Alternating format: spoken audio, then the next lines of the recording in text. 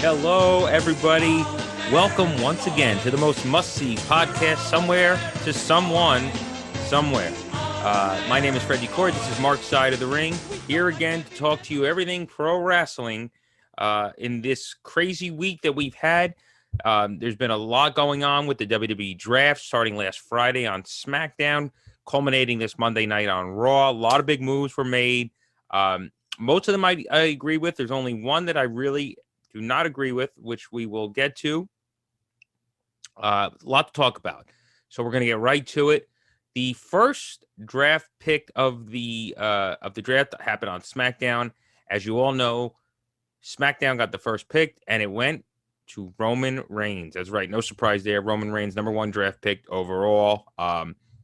Obviously, I think him being on SmackDown is a smart move. Obviously, with the deal with Fox, SmackDown has kind of become the A show, the most important show, being that it's broadcast television, right? And Roman is, without a doubt, their biggest star. So it makes all the sense in the world to keep him on SmackDown. I'm a big fan of it. I think he's still got a lot of people that he can work with. And one guy now that I am very excited to see him, we know we'll work with, was drafted to drafted to SmackDown as well, and that's Drew McIntyre. That's right, the former WWE champion, Drew McIntyre, now on SmackDown. And it's only a matter of time until Drew and Roman go at it. They had an amazing match last year at Survivor Series when it was WWE champion versus Universal champion. They had a great match at WrestleMania a couple of years back, but the roles were reversed then. Roman was the good guy. Drew was obviously the heel. When they fought at Survivor Series, Roman was the heel and Drew was the good guy, which is what I'm assuming obviously would be now. But, that match, it was great, but no title was on the line or anything. I mean, you put the title on the line and they get into a real feud, that's going to be magic. I think it's going to be the WrestleMania main event. If you ask me, being that we're getting Brock and Roman at Crown Jewel, and that was like a big match that I thought could main event a WrestleMania. Obviously, they've done it twice, but would be Roman and Brock. But they're doing that now. Now, could they stretch it out and have another match at Mania? Yeah, they certainly could, and maybe they will. But if they're not doing Roman and Brock at Mania, and it's not Roman and Rock at this year's Mania, and they do it in LA the next year, then I think Roman and Drew, you can make it like the Cena and Austin of today. I mean, I'm sorry, not Rock and Austin of today. That's how it kind of felt at Survivor Series. I'm not saying that Roman or Drew, Roman's close, but that neither guy are Stone Cold and The Rock. But as far as today's generation, yeah, it kind of was like that. It was almost like WrestleMania 26 with Cena and Batista, like kind of that same idea. So I think Roman and Drew would be that. And I could see that main eventing WrestleMania for sure. So we'll see what happens. But yeah, so at some point, though, Drew and Roman are going at it. Whether they do it before Mania, they do it at Mania, they do it after Mania, it's happening, right? And I'm very excited for it. Big E drafted to Raw. No surprise really there. He is the current WWE champion. So it makes sense, to keep him on Raw. He was kind of already on Raw a couple weeks before anyway when he went to go cash in. But in the bad news department, the New Day, Kofi Kingston, Xavier Woods drafted from Raw to SmackDown. So right when you thought we had the New Day fully back together, nope, not so much. Now, again, these don't go into effect till October 22nd, which WWE reminded you over and over and over. It's the Friday night SmackDown, the night after Crown Jewel. So still a couple of weeks that they could be all together on the same show. But yeah, they split up the New Day again. That's the one pick I was alluding to before that I'm not happy about. I'm not mad about Kofi and Woods being on SmackDown. I'm just mad they split up the New Day. I get the theory, of wanting Big E on his own, but I don't think him being with the New Day brings him down at all. I mean, what, Roman's with the Bloodline, right? Does that bring him down? Bobby Lashley had the Hurt Business, kind of has the Hurt Business again, maybe, right? Does that bring him down? No. So I don't see that. But anyway, they're split. So it is what it is. But at least they kept Kofi and Xavier together.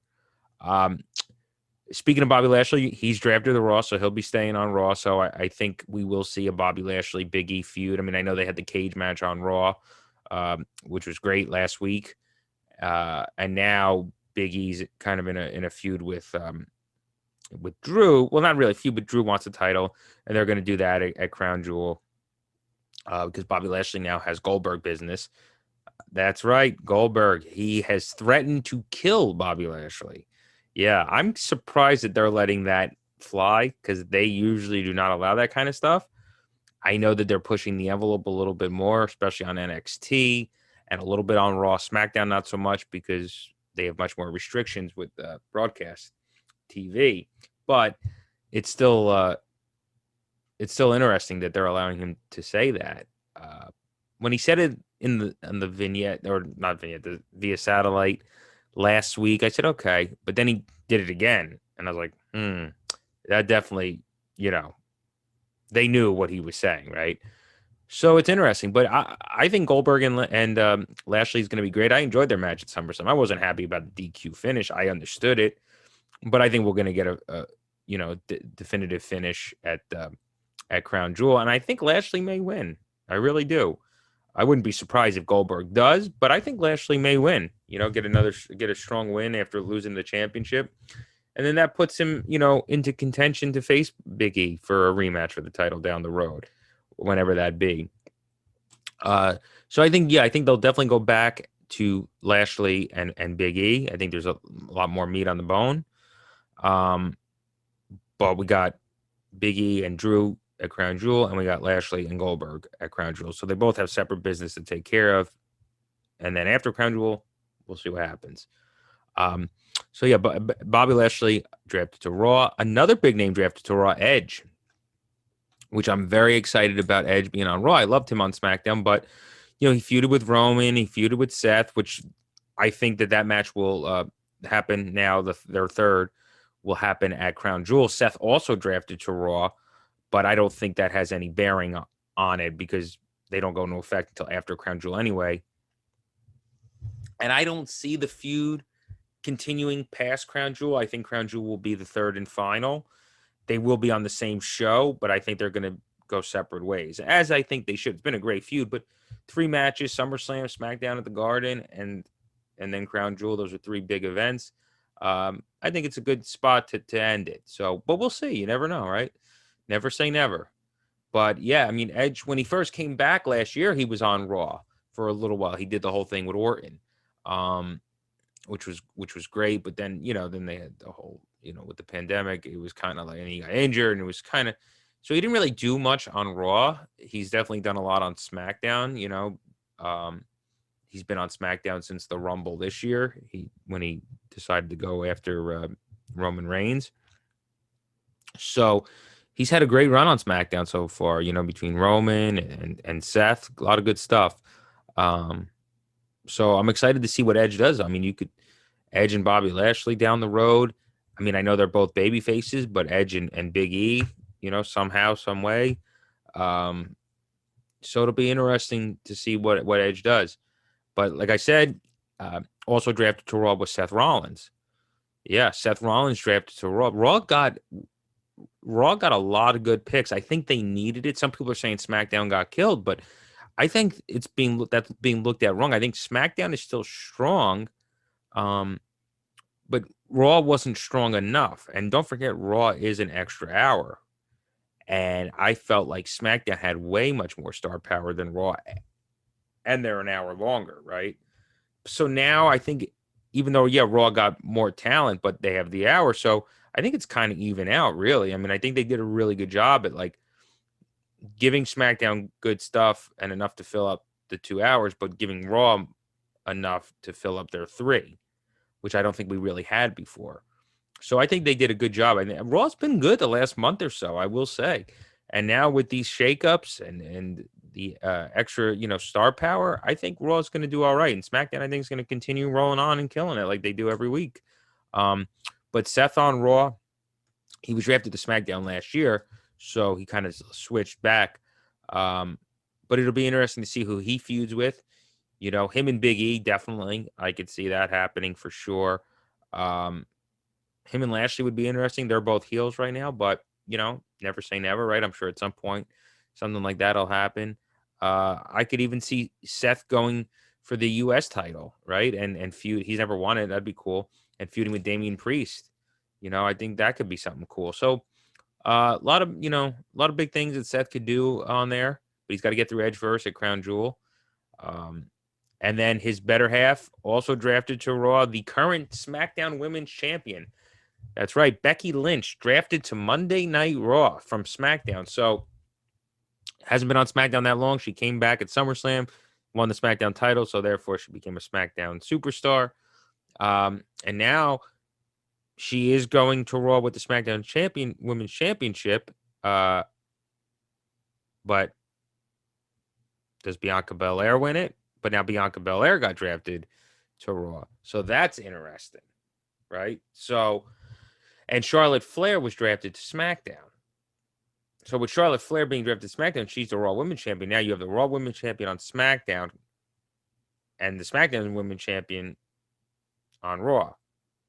Now the only way that they can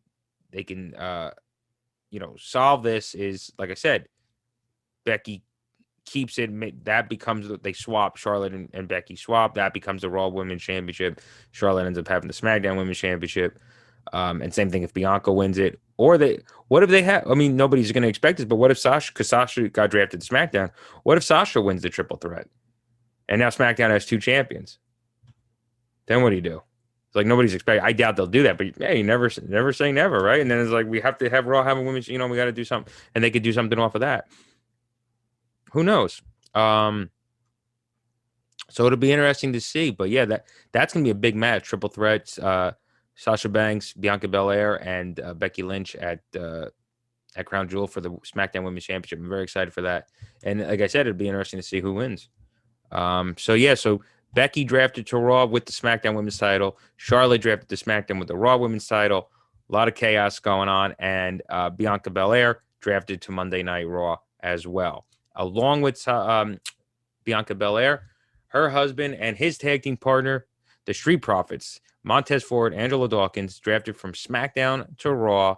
They were drafted last year as well from Raw to SmackDown. Now they're back on Raw. They had a pretty good run. SmackDown Tag Team Champions. I don't know if they won it a couple of times, but decent run. So I think that'll be cool. Having them, on Raw now, feud with different teams. They moved some things around. Like the New Day went to SmackDown. The Viking Raiders went to SmackDown. Bobby Roode and Dolph Ziggler went to Monday Night Raw. So, some shifting around that, gives them a chance to work with some different teams. The tag division, is not a priority, we know, and it could be better, obviously. I don't think they need two sets of tag titles, SmackDown and Raw, but they do have them. And then the women's tag team championship. Boy, they split every women's tag team except the champions. They split Tamina and Natalia. They split Shotzi Blackheart and Tegan Nox. They split who else did they split? They split a ton of people. I mean, we've already had tag team split. They already were splitting up Shayna Baszler and Nia Jax. They had already split up Mandy Rose and Dana Brooke when Mandy went to NXT. But I'm loving what Mandy's doing in NXT with Toxic Attraction. I think that they're doing a really great job. But I'm just saying it's like, why do they even have them anymore? I mean, they're only a couple years old, but they obviously don't care about them. I mean, you got rid of the Iconics last year. Sasha and Bayley are not a team, but Bayley's not even there right now. She's injured. But like, there's no women's tag teams really at all. You got Rhea and Nikki Ash, who nobody saw that coming, but yeah, it's crazy. I mean, you think back to the women's tag teams that there's been. I mean, before it was Nia and Shayna, it was Nia and Tamina, and you had you had Asuka and Kairi Sane. And Kairi Sane left, and then you had Asuka and Charlotte for that hot minute in the winter. You know, obviously not a priority, but I don't know who the SmackDown or the women's tag team champions are going to feud with because there's nobody to really feud with. So they split up the makeshift teams. So now I guess maybe we'll make new makeshift teams. Who, when, where, I don't know, but we'll see. But yeah, definitely interesting that they did that. Shows you the priority again that is. Kevin Owens drafted to Raw. We'll see what happens. There's a lot of rumors swirling about Kevin Owens, about him leaving in January when his contract expires and him going to AEW. You know what?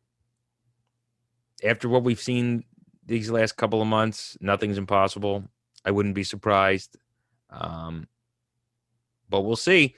He had a great run on SmackDown, because he was also drafted last year. And he had a great run, with Roman. That was a tremendous feud. Then he had the thing with Sammy, which was really good. They're always great together. But like, he's kind of been doing whatever now. He did the stuff with Happy Corbin, kind of still is. But it's kind of like nothing important. So we'll see. I hope he ends up doing something decent on Raw. They got an extra hour to fill, so maybe he will have something of more importance to do. Let's see. And then you have Shinsuke Nakamura, the Intercontinental Champion. He is staying on Friday Night SmackDown along with Rick Boogs. Yep, they're staying on SmackDown. So the Intercontinental title and the U.S. title are staying on the same brand. Because Damian Priest was also drafted to Monday Night Raw. So he's staying put. But one guy that is not is Jeff Hardy, who has been kind of going for the U.S. title along with Sheamus. Sheamus and Jeff both drafted to SmackDown. Ironically, they were both drafted last year too. So a lot of guys that were drafted last year are now drafted back, but because they had the great feud on SmackDown last year, Jeff and Sheamus. But yeah, Jeff Hardy drafted to SmackDown, kind of alluded to a different character change. So a lot of people are expecting him to bring out his Willow character that he did in TNA, which I think would be cool. It would really freshen Jeff up and give him something new and different. And a good way to debut on SmackDown. So that'll be interesting to see if he does that. WWE's not really usually big on bringing things that they didn't create, as we saw with the Delete thing with Matt a few years ago. It only had so many legs, but you never know. So yeah, that's the rumor. He's going to bring Willow out when he goes to SmackDown. So that'll be pretty cool if it does happen. Sheamus he'll find his way on SmackDown. I'm sure he's going to go for the Intercontinental title. He has made it clear multiple times that he wants to go for the Intercontinental title. That's the one championship he's never won. And it's an important title. It's not the title, but it's an important title. And he's never won it. So I think that would be cool. You could make a whole story on that. He said it for real in interviews, make it part of the story.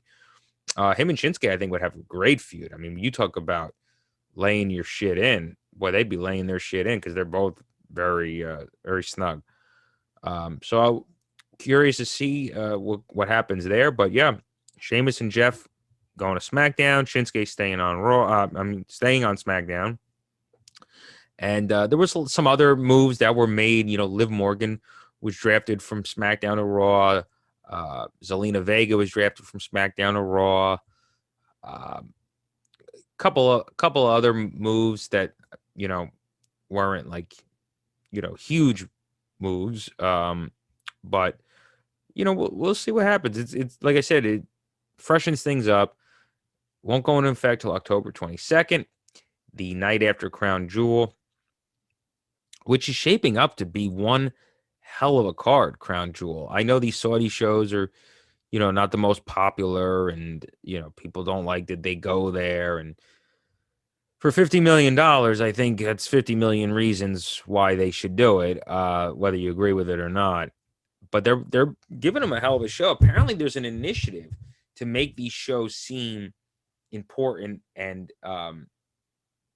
that they can affect storyline. Because the feeling prior to this was like almost like it was like a glorified grand scale house show, almost like a WrestleMania house show. Like you had these huge matchups, but nothing really storyline progression didn't happen there, right? which I don't think is entirely true. I mean, you had the Universal Championship chance twice at a Saudi show. You had The Fiend defeat Seth for it, and then you had Goldberg defeat The Fiend for it at the next one. So I know the Goldberg, win was also controversial, but it, two big title changes happened. So, I mean, I don't think they're completely unimportant, but there is an initiative apparently to make them seem more important. So don't be surprised if you see a big title change. I don't see Roman losing, but you never say never, right? Brock could beat him, and then that could lead to Brock. We were talking earlier. Can they stretch it out to Mania? And then you do Brock and Roman in a rematch at Mania, and Roman wins it back then. You never know. But it'll be interesting to see, what they do with that.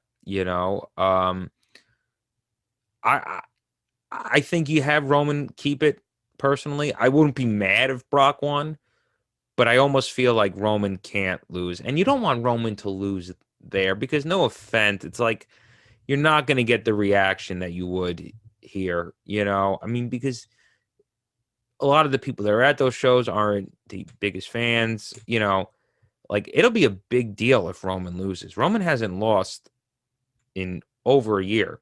He actually just hit over 400 days as WWE champion, or Universal champion, I should say, which is a record.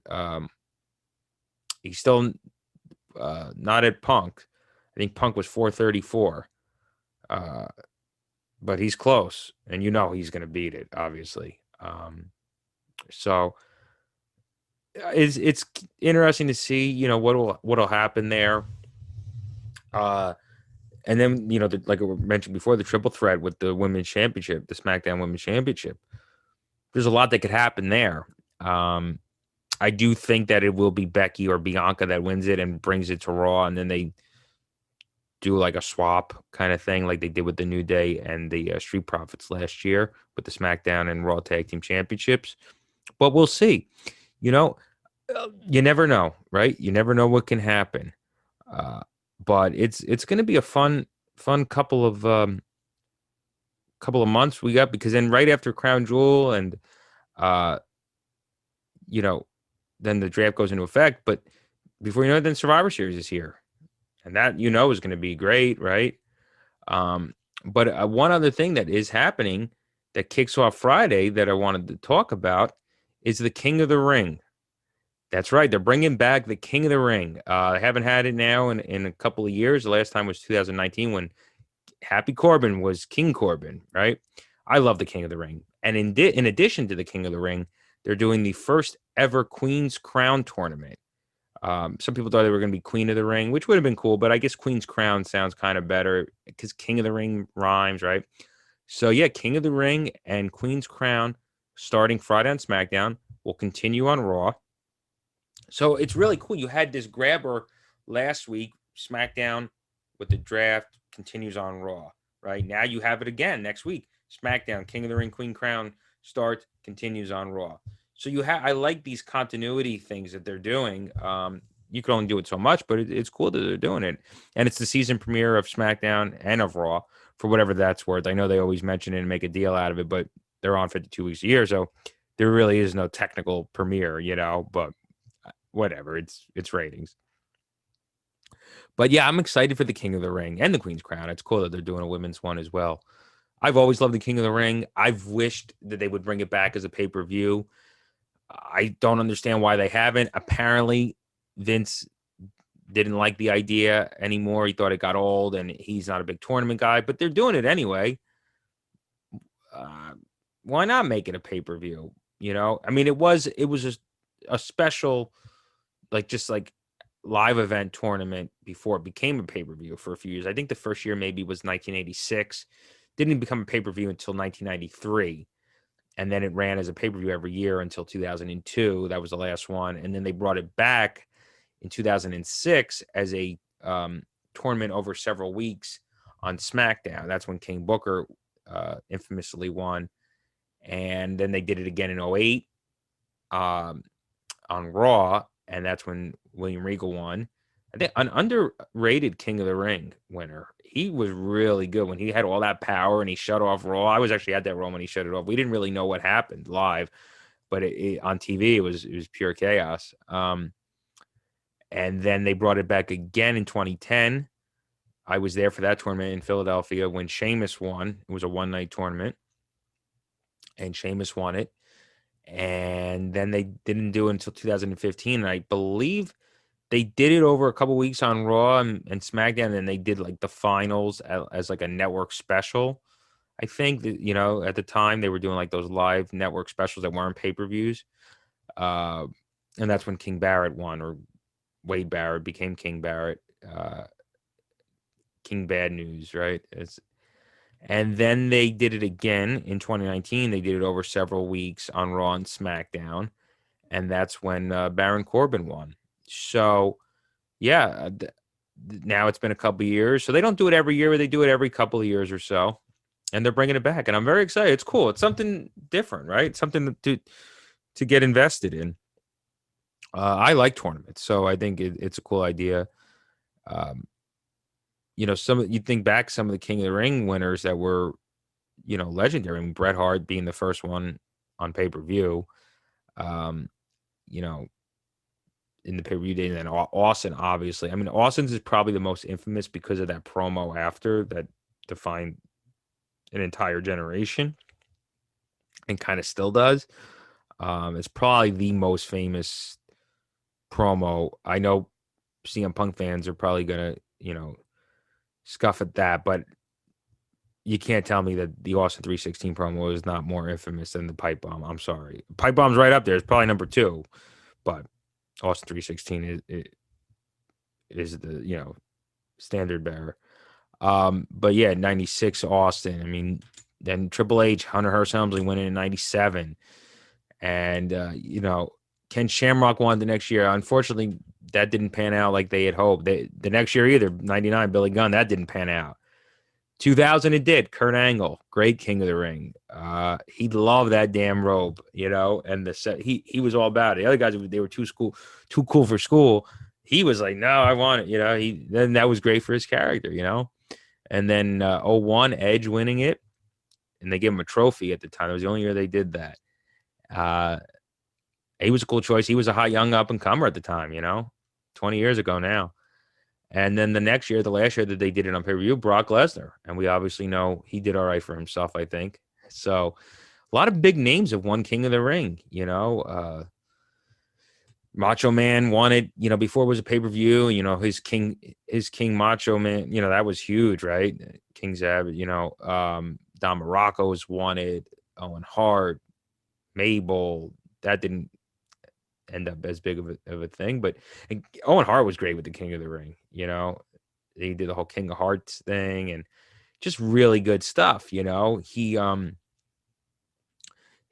just, he was great with it. Speaking of Owen Hart, on the AEW side of things, them working with Martha Hart and the Owen Hart Foundation, I think is incredible. For Owen's legacy, it's incredible for the wrestling industry. I wish it was under the WWE umbrella, but that was never going to happen, unfortunately. And I understand. I get it. There's a lot of bad feelings there. And even though I'm a WWE guy through and through, I understand where the family's coming from. But regardless, I'm happy to see that he's involved in the wrestling business, or his legacy is involved in the wrestling business and will continue to be. While, helping support the foundation at the same time. It's a win-win. It's great. I'm very excited. Well-deserved. And I'm happy for Owen's family. I'm happy for wrestling fans. I'm happy for the wrestlers in the back that were influenced by Owen Hart. A lot of them were. Most of them were. So it's a really cool deal. And speaking of AEW, their Dynamite, this is Thursday. You'll see this on Saturday. Their Dynamite on Wednesday was really good. I got to say, it was another good show. It had a couple things that I like, the thing with Arn and Cody, like, why did Arn want his tie? Like, what did that signify? And one thing that killed me for it, this is just nitpicking, but Cody having the little microphone on his on his lapel. Like, why did he have that on? You know, you have that microphone on in your house while you're just hanging out. So they're like little things like that. Again, I'm nitpicking, but it's AEW, so that's what I'm here to do. But no, it was a good show overall. It's cool, Daniel Bryan, seeing him and CM Punk and the whole gang, and so they introduced the TBS Women's Championship. That'll be the secondary women's title because Dynamite's going to Dynamite's going to TBS January. So it's cool. You got the TNT title as a secondary title for the men's, and now the TBS Championship as a secondary title for the women. If they got enough people to do it, then I'm all for it. So that's pretty cool. So anyway, it's another great week in wrestling. We got King of the Ring starting on Friday and Queen's Crown continuing Monday night on Raw. Crown Jewel here in a couple of weeks, and the draft will go into effect in a couple of weeks. And before you know it, it will be Survivor Series. Never a dull moment in the world of professional wrestling. And we will cover it all for you right here, and only here on Mark's Side of the Ring. I'm Freddie Court signing off. We'll see you next time.